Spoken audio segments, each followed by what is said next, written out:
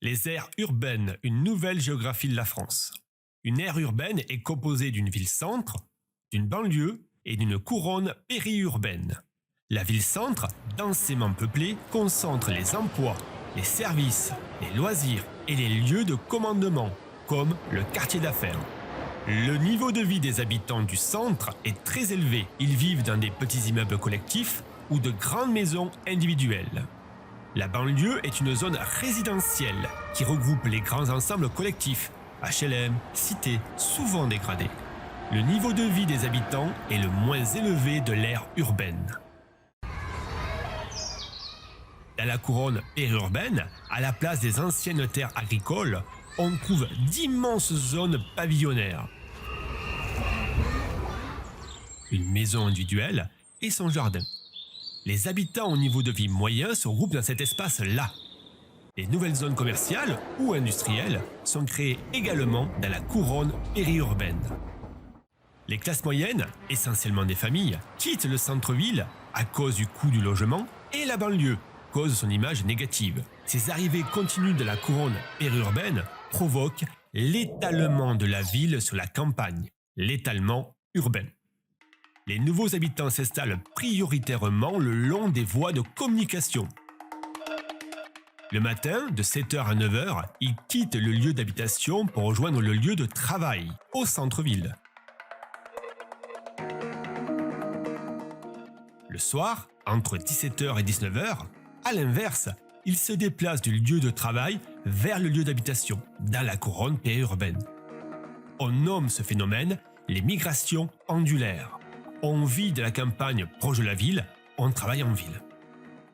85% des Français vivent dans une aire urbaine. Pour se déplacer, ils utilisent leur voiture individuelle, ce qui provoque une augmentation continue des embouteillages et de la pollution. Face à ce double problème, on développe les transports en commun, comme le tramway ou le TER. Répartition de la population. Les métropoles sont des lieux de commandement qui attirent les habitants, les activités et donc les richesses. Ce phénomène d'attraction se nomme la métropolisation. Toulouse est l'exemple parfait de ce phénomène. Elle ne cesse d'attirer et de concentrer les activités de toute la région.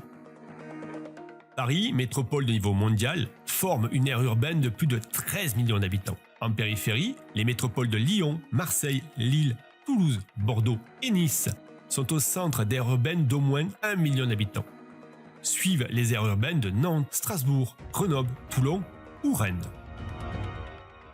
Les fortes densités en France sont localisées sur les périphéries, et notamment sur les façades maritimes, Méditerranée, Atlantique ou sur les frontières, Alsace.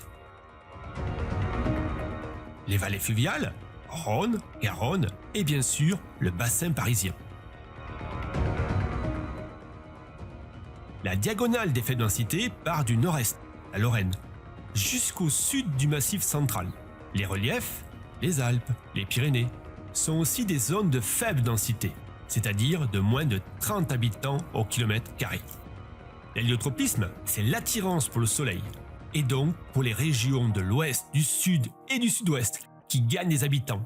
Ceux-ci sont partis des régions du nord, de l'est ou de Paris. Toutes ces dynamiques expliquent cette nouvelle géographie de la France.